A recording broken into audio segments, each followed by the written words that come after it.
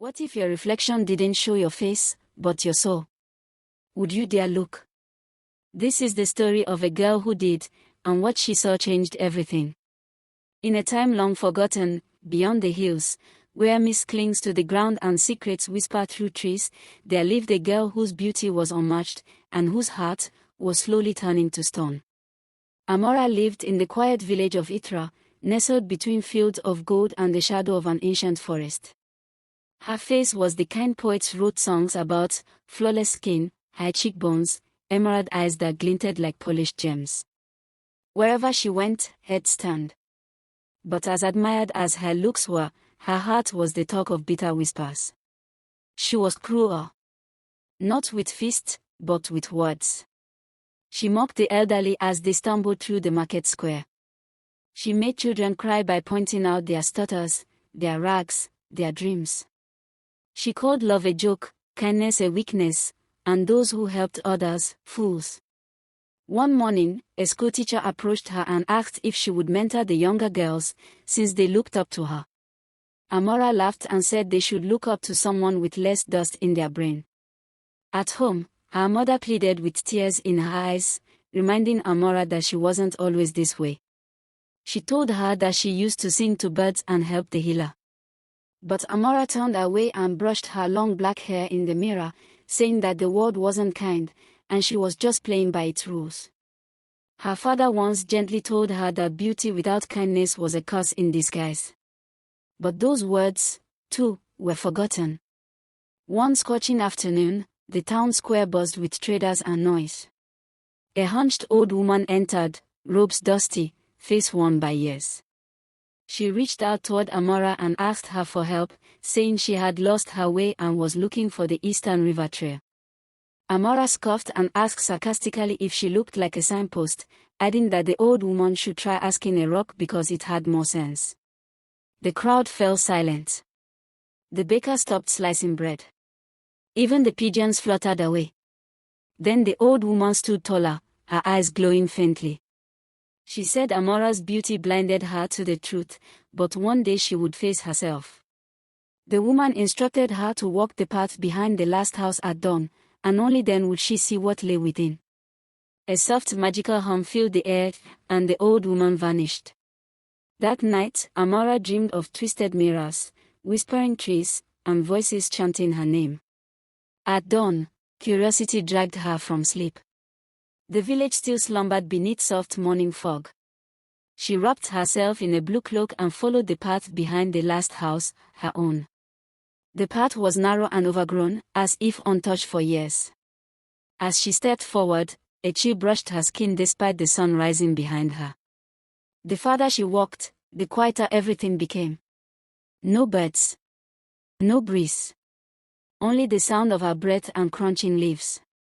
Soon, the houses disappeared behind her, swallowed by trees that grew taller and stranger with every step. Their trunks twisted like dancers frozen mid-motion, their leaves shimmered with a silver sheen, whispering words she could almost understand.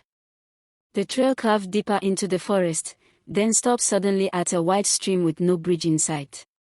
The water was still, reflecting the sky like glass.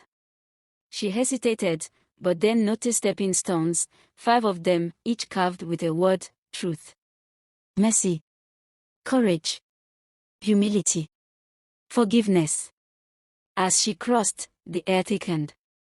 The trees seemed to lean in, watching. Then she saw it. A clearing bathed in soft, golden light. At its center stood the mirror, 10 feet tall, framed in ancient gold and wild thorn. It was unlike anything she'd ever seen. The glass surface shimmered like a disturbed pond, rippling although there was no wind. She approached, her steps slow, cautious. As she stood before it, her heart beat faster. She looked into the mirror, and her breath caught. It was her, but not her. The reflection was distorted, not physically, but emotionally. The eyes stared back coldly. The mouth curled in disdain. It was beautiful, yes, but it was empty. The beauty looked poisoned. Then the mirror shimmered again, and her reflection began to change. She saw flashes, moments from her past. The old woman in the square. The crying boy she mocked. The teacher she ridiculed. All playing like a film behind the glass. She stepped back, shaken. Then a voice echoed, not from behind, but from the mirror itself. It told her that what she saw was not her face, but her soul. A light pulsed in the mirror's frame, and the air around her shifted. The voice said she had been called not just to witness, but to be tested. Only by walking the path within would she find who she truly was. From behind the mirror, a trail appeared. The forest seemed to part for her. Glowing stones lit the way. She took a deep breath and stepped forward. The first stone bore the word, kindness. As she stepped onto the glowing stone, the world changed again. She was no longer in the forest but inside a cold cavern. Her voice echoed off the damp walls. She heard laughter, cruel, mocking, unfamiliar. It was her own voice, from the past. She turned and saw illusions, ghostly figures of people she had hurt. A boy covered his ears, tears running down his face. A young girl dropped her basket and fled. The teacher she had insulted turned away, ashamed. Amara dropped to her knees. She whispered apologies to the phantoms, but they simply stared. A single tear rolled down her cheek. The moment it touched the ground, light spread across the cave floor. The voice returned, saying the first step had begun, recognition. The light faded, and Amara found herself standing before a dark pool. A heavy mist hovered over its surface, and tendrils of shadow danced across it like ink in water. Then, without warning, a figure rose from the mist, a perfect replica of Amara, but with a face twisted in pride and cruelty. The shadow spoke, its voice both hers and not hers. It told Amara that she had fed it for years, every insult, every mockery, every time she chose indifference over compassion. The shadow circled her, taunting her, saying she could never be free of what she had become. Amara trembled, but then she remembered the words on the stones, kindness, humility, forgiveness. She took a step forward and spoke firmly. She said she was no longer that person. That she had seen the pain she caused. That she wanted to change. The shadow laughed and lunged at her. But instead of running, Amara stood her ground and embraced it. There was a blinding flash of light. The shadow screamed and melted away like wax in fire. In its place, a smaller version of herself appeared, fragile, frightened, and young. Amara knelt and held it close. And then, gently, it dissolved into golden dust that drifted into the sky. Amara returned to the clearing. The mirror stood waiting. She walked toward it slowly, unsure of what she might see this time. As she stood before it, the surface shimmered once again. But now, her reflection was whole.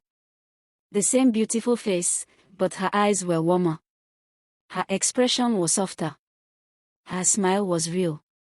She saw not perfection, but peace.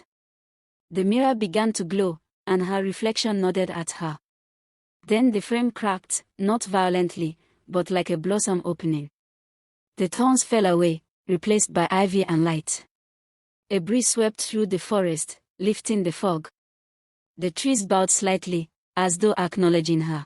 Then the voice returned, softer now. It told her that the forest was always watching, always waiting, for those brave enough to face their truth. The mirror vanished, and in its place stood a clear path home. As Amara stepped back into the village, dawn had risen fully. The sunlight bathed the rooftops in gold.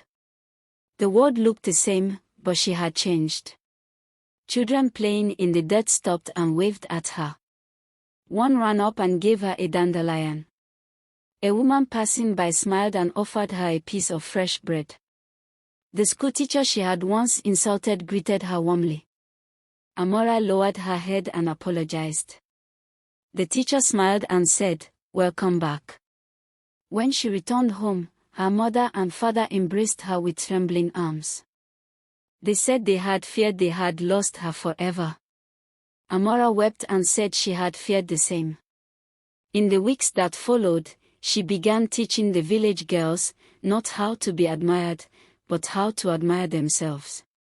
She taught them to speak with grace, to help those who had less, and to walk proudly, with humility. People no longer whispered about her beauty. They spoke of her heart, her warmth, her change. She became a legend in Ithra, not because of a mirror in the forest, but because she dared to look into it and truly see. Deep in the forest, where light filters like a dream and shadows dance on ancient bark, the mirror still waits. For the proud. For the broken. For the lost. Watching. Listening. Waiting. For the next soul brave enough to face the truth. True beauty isn't what people see when they look at your face, but what they remember when they feel your kindness. If this story moved you, don't forget to like, comment, and subscribe for more timeless tales.